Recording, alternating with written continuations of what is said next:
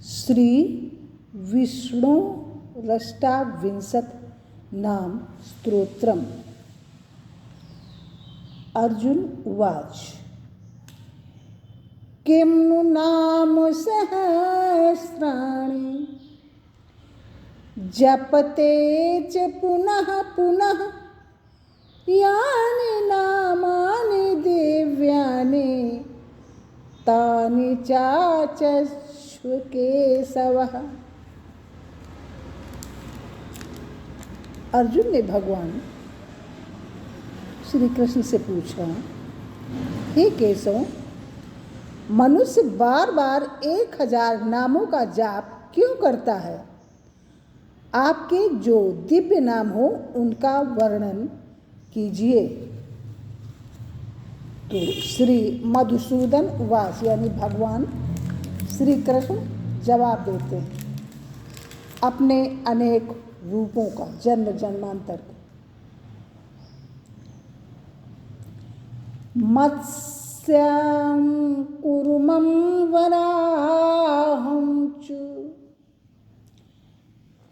मत्स्यं कूर्मं वराहं च, वामनं च जनार्दनं, गोविन्दं पुण्डरीकाक्षं, माधवं मधुसूदनम।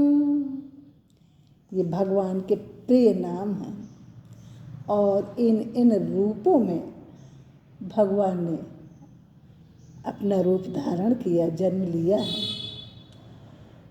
मत्स्यं कूर्मं वराहं च, मत्स्यं कूर्मं वराहं च, वामनं च जनार्दनं, गोविन्दं पुण्डरीकाक्षं, माधवं मधुसूदनम। भगवान बोले, अर्जुन, मत्स्य मछली, कूर्म कछुआ, वराह सूअर, वामन भगवान, जनार्दन गोविंद, पुंडरीकाक्ष माधव मधुसूदन, पद्मनाम, सहस्राक्ष, बनमाली, हलायुध, गोवर्धन, ऋषिकेश,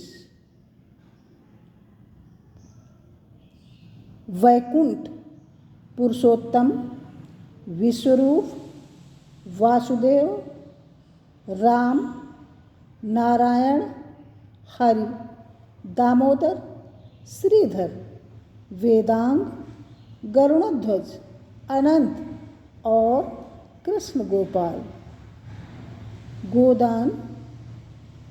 इन नामों का जप करने वाले मनुष्य के भीतर पाप नहीं रहता।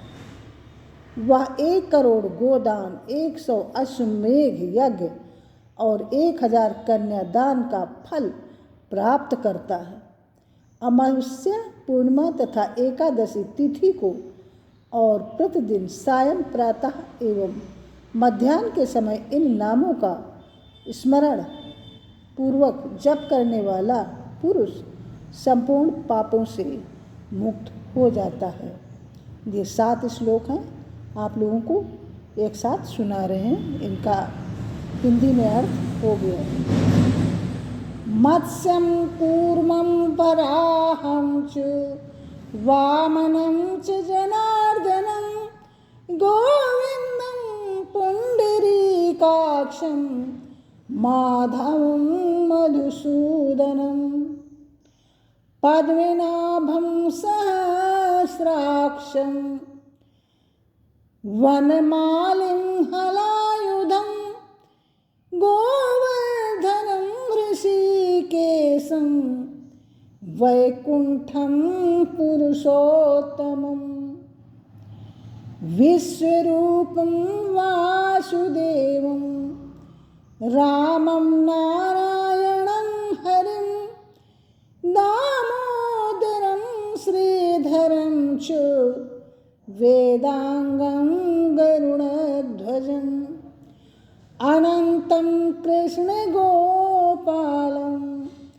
जपतो नास्ति पातकं गवां कोटि प्रदान से अश्वमेध शतस्य च कन्यादान सहस्राणां फलं प्राप्नोति मानवः अमायां वा पौर्णमास्याम् एकादश्यां तथैव च संध्याकाले स्मरे नित्यं प्रातः काले तथैव च मध्याह्ने च जपन् नित्यं सर्वपापैः विमुच्यते।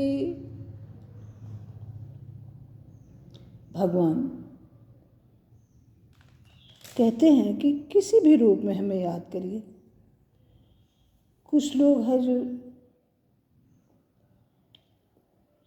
धर्म के नाम पर है, जो लोगों को भ्रमित कर रहे हैं। हमारे उन जो व्यास गद्दी पर बैठ के महान भाव पंडित जी लोग समझाते हैं, उनको भी इन बातों को ध्यान रखना चाहिए।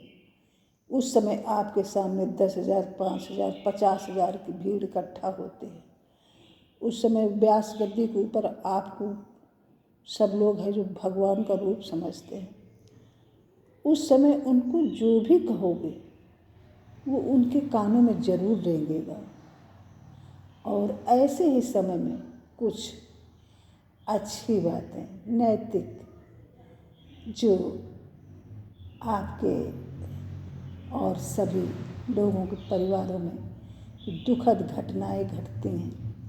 जैसे सुनते हैं कि किसी महिला ने अपने पति को या किसी पति ने अपने महिला को, सास ससुर रिश्ते नातों में खटास, विशेषकर दुनिया भ्रमित है। भगवान ये नहीं कहते हैं भाई। किसी ने ये भी तो कहा है कि घर ही कि देवता मनैवे मंदिरे में काहे को जीवे। अपने सास ससुर को है जो गौरी शंकर मानेंगे, उन्हीं की पूजा करेंगे। ससुर जेठ जिठानी के रिश्ते में मिठास घुलती है। उस समय आपको भगवान का रूप मानते हैं भाई। अच्छी बातें जो बता दोगे तो वो मान्य हो जाएंगी। हमारी बातें कड़वी हैं, तीक्ष्ण हैं, खट्टी हैं, तो एक बार नहीं 1000 बार क्षमा प्रार्थी हूँ। हाथ जोड़ के नतमस्तक होके जमीन में लेट के साष्टवत दंडवत प्रणाम करते हैं, क्षमा चाहते हैं। अगर कड़वी लगे तो उनको छोड़ देना। तो अच्छी अच्छी बातें बताओगे तो इससे समाज सुधरेगा। भगवान को वास्तव में भगवान को इतनी भूली है दुनिया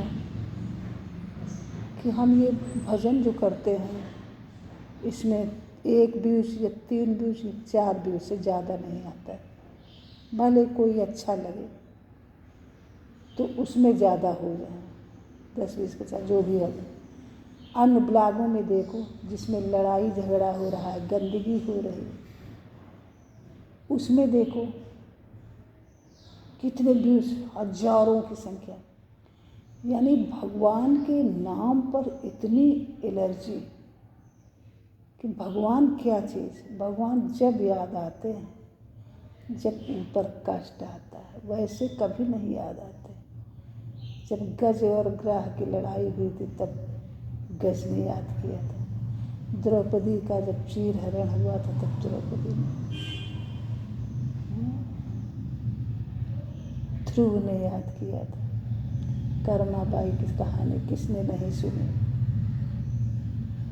भगवान को जब पब्लिक याद करती है, जब तड़पता है, रोगों से कष्ट होता है, पीड़ा होती है, उस समय केवल भगवान आते हैं याद, बाकी किसी को याद ही नहीं आते। चलो, ये अपना व्यक्तिगत मामला है, जिनको ना अच्छा लगे कोई बात नहीं है, जैसे आप लोगों की मर्जी। Please like, comment, share and subscribe my channel. Thank you.